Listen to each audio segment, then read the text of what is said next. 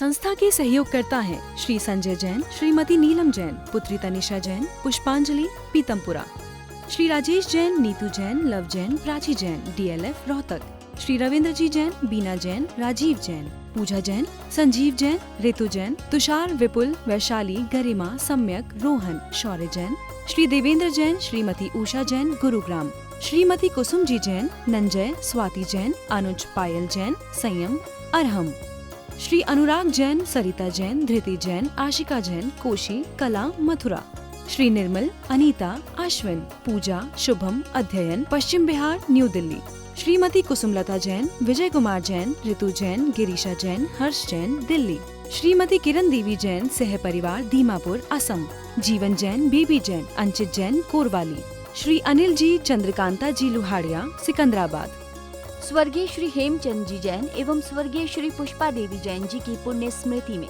पुत्र एवं पुत्रवधू श्री आनंद जैन, श्रीमती सुधा जैन, पौत्र एवं पौत्रवधू विवेक जैन, पालजी जैन, गौरव जैन, श्रुति जैन, पड़पौत्र एवं पड़पौत्री आर्जव जैन, प्रयाण, सुभाष चंद्र जैन, पत्नी उमा रानी जैन, सहारनपुर, दिनेश चंद जैन, मीनाक्षी जैन, भावनगर, भरतेश जैन, मालिनी जैन, कोलकाता, पराग जैन, प्रीति जैन, मुंबई, पंकज जैन, निधि जैन, सहारनपुर, पौत्र पुण्य जैन, सम्यक जैन, पूज्य जैन, संभव जैन, देवांश जैन, पवित्र जैन, पौत्री संस्कृति जैन, बोधि जैन, सुदीप कुमार जैन, श्रीमती रेणु जैन, सुप्रभ जैन, मुस्कान जैन। कहते हैं आओ जिंदगी में प्यार से रहें, क्या पता कल तुम रहो ना रहो, हम रहें ना रहें। आचार्य कहते हैं कि छोटी सी जिंदगी है, मैं सुखी दुखी में रंग की राग, मेरे धन ग्रह गोधन प्रभाव, मेरे सुतती में सबल दीन भी रूप सुभग मूर्ख प्रवीण। क्या कहा है कि पुद्गल की पर्याओं को हम अपना मान लेते हैं, पुद्गल की पर्याओं को भी अपना मानते हैं, अपने आप को भूल जाते हैं। हम जितना समय बाहर के कामों में लगाते हैं इतना समय अंदर के लिए नहीं लगाते हैं। जितना समय और श्रम व्यापार के लिए, परिवार के लिए, रिश्तेदार के लिए लगाते हैं इतना अपने आप के लिए नहीं लगाते हैं। हम अपने आप से भागते रहते हैं, कभी अपने आप से मिलान ना हो जाए, अपने आप को कभी परमात्मा बनने के जितने मौके आते हैं हम खोते रहते हैं और परमात्मा को धोखा देते रहते हैं।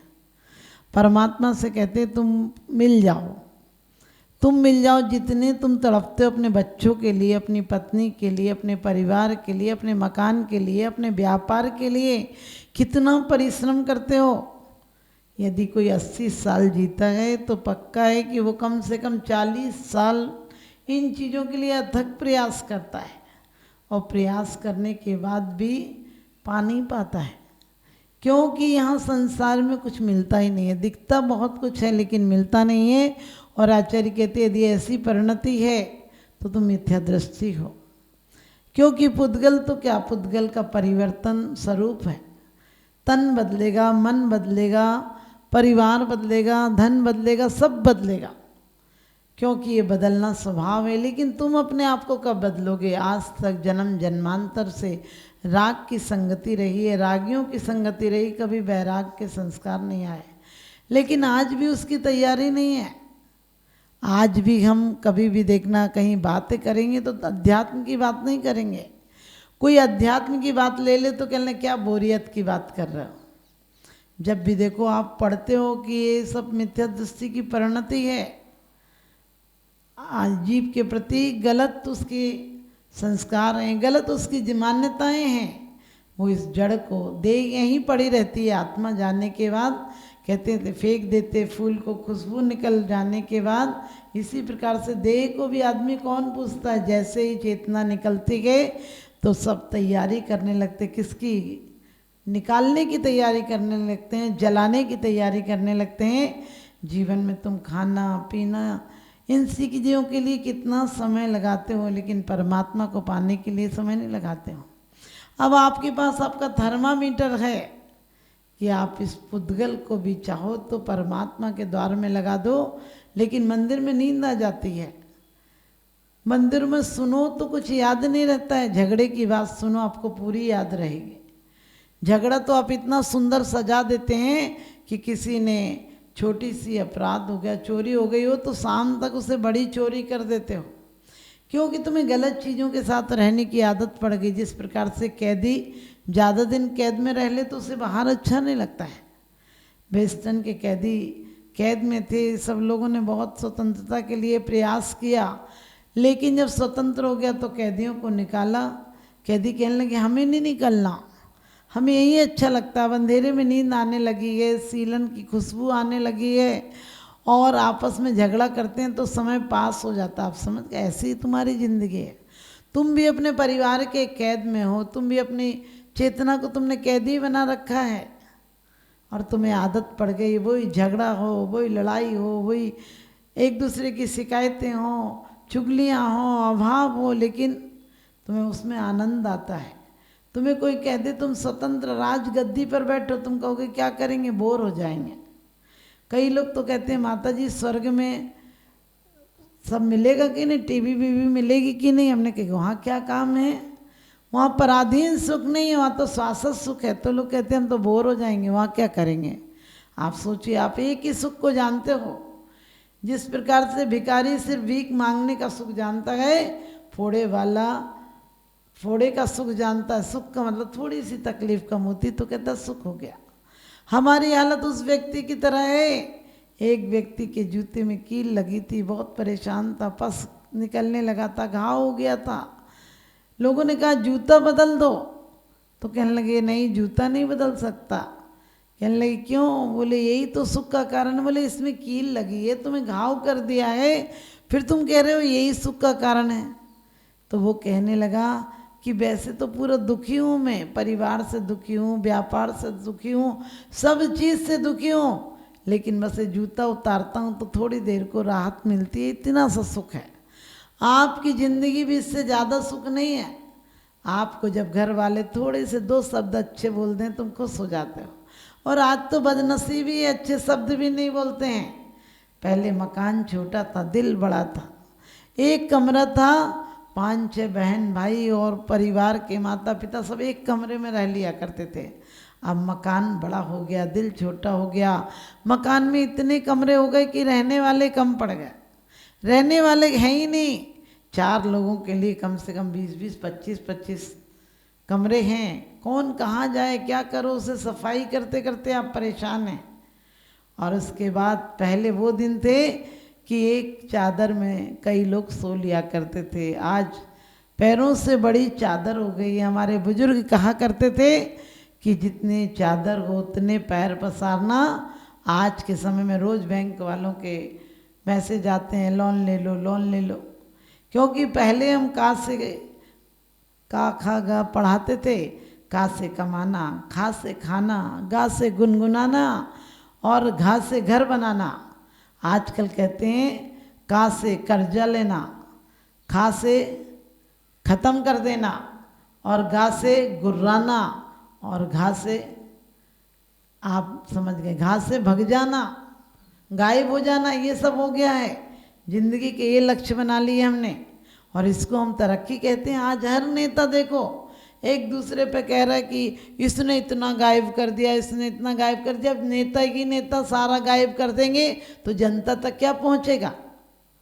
आज हर जनता कहती है, हर जब भी चुनावों के टाइम आते हैं तो लोग यही कहते हैं कि इतनों को नौकरी मिलना चाहिए, इतनों को व्यापार मिलना चाहिए।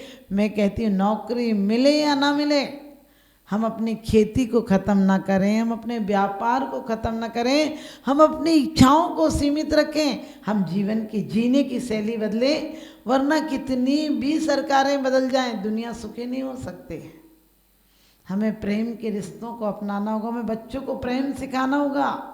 आज बच्चों से तो जाने दीजिए, पहले मैंने कहा था मकान छोटा था, दिल बड़ा था, पहले सोचते थे कोई आए तो खाऊं, आज कहते हैं कोई जाए तो खाऊं। क्योंकि आपको पता होगा पहले मकान भले छोटे थे, कच्चे थे, लेकिन आदमी जुबान के पक्के थे। अब मकान पक्के हैं, आदमी कच्चे हैं, रिश्ते कच्चे हैं। लोग कहते हैं कि रिश्ते प्रेम के हुआ करते हैं, अब तो सिर्फ रिश्ते पैसे के हुआ करते हैं। जहाँ पैसा होता है उसी से आपकी रिश्तेदारी होती है। लोग कहते थे कि दीवालों में दरारें होती हैं, मैं कहती हूँ दिलों में दीवारें होती हैं। दिलों में दरारें होती हैं तब कहीं दीवारें बनती हैं। पहले हमें अपनी बहन भाई कितने प्यारे लगते थे, अब अपने बाप की बेटी से अपनी बेटी प्यारी लगती है, अपने बाप के बेटे से अपना बेटा प्यारा लगता है। आज कौन बड़े बुजुर्गों को, नंदों को, बुआ लोगों को बुलाना पसंद करते हैं? बोले क्या करेंगे, अब कब तक ये आती रहेंगी? क्योंकि हमने रिश्तों में प्यार की जगह पैसे को डाल दिया है। कितना मिलेगा, कौन कितना लेगा। अरे आज भी वही पद्धति अपनाओ कि जीवन में सब कुछ स्वावलंबी था। घर में हमारे जानवर होते थे, ईंधन फ्री था, दूध दही फ्री था, घी फ्री था, यानी सब कुछ घर में, कुएं का पानी शुद्ध। जब पूरी चेतना, पूरी ऊर्जा हमारे घर में लग जाया करती थी और घर वालों के प्रति हमारा कितना अदब था। घर से बाहर जाना हो तो हम माँ से सिफारिश लगाते थे, डायरेक्ट नहीं कह पाते थे। उसके बाद माँ पिताजी से कहती थी, तब कहीं 2-4 दिन में परमिशन मिलती थी कहीं जाने की। आसपास की ज़िंदगी थी। अब तो पहले माँ से कह के जाते थे, पूछ के जाते थे, इजाज़त लेते थे, फिर बाप से कह के जाने लगे। अब बाप को कहने में डर लगता है कि बेटा कहाँ गया था, ये पूछने में डर लगता है। नालत है ऐसी ज़िंदगी को, क्योंकि कहते हैं माँ का एहसास नहीं रहा, माँ का एहसास नहीं रहा, माँ से प्यार नहीं रहा। और माँ तो है लेकिन माँ को कहने का वक्त नहीं रहा। संस्था के सहयोगकर्ता हैं श्री संजय जैन, श्रीमती नीलम जैन, पुत्री तनिषा जैन, पुष्पांजलि, पीतमपुरा। श्री राजेश जैन, नीतू जैन, लव जैन, प्राची जैन, DLF, रोहतक। श्री रविंद्र जी जैन, बीना जैन, राजीव जैन, पूजा जैन, संजीव जैन, ऋतु जैन, तुषार, विपुल, वैशाली, गरिमा, सम्यक, रोहन, शौर्य जैन। श्री देवेंद्र जैन, श्रीमती उषा जैन, गुरुग्राम। श्रीमती कुसुम जी जैन, नंजय, स्वाति जैन, अनुज, पायल जैन, संयम, अरहम। श्री अनुराग जैन, सरिता जैन, धृति जैन, आशिका जैन, कोशी, कला, मथुरा। श्री निर्मल, अनीता, अश्विन, पूजा, शुभम, अध्ययन, पश्चिम बिहार, न्यू दिल्ली। श्रीमती कुसुमलता जैन, विजय कुमार जैन, ऋतु जैन, गिरीशा जैन, हर्ष जैन, दिल्ली। श्रीमती किरण देवी जैन, सह परिवार, दीमापुर, असम। जीवन जैन, बीबी जैन, अंचित जैन, कोरवाली। श्री अनिल जी, चंद्रकांता जी लुहाड़िया, सिकंदराबाद। स्वर्गीय श्री हेमचंद जी जैन एवं स्वर्गीय श्री पुष्पा देवी जैन जी की पुण्य स्मृति में पुत्र एवं पुत्रवधू श्री आनंद जैन, श्रीमती सुधा जैन, पौत्र एवं पौत्रवधू विवेक जैन, पालजी जैन, गौरव जैन, श्रुति जैन, पड़पौत्र एवं पड़पौत्री आर्जव जैन, प्रयाण। सुभाष चंद्र जैन, पत्नी उमा रानी जैन, सहारनपुर। दिनेश चंद्र जैन, मीनाक्षी जैन, भावनगर। भरतेश जैन, मालिनी जैन, कोलकाता। पराग जैन, प्रीति जैन, मुंबई। पंकज जैन, निधि जैन, सहारनपुर। पौत्र पुण्य जैन, सम्यक जैन, पूज्य जैन, संभव जैन, देवांश जैन, पवित्र जैन। पौत्री संस्कृति जैन, बोधि जैन। सुदीप कुमार जैन, श्रीमती रेणु जैन, सुप्रभ जैन, मुस्कान जैन।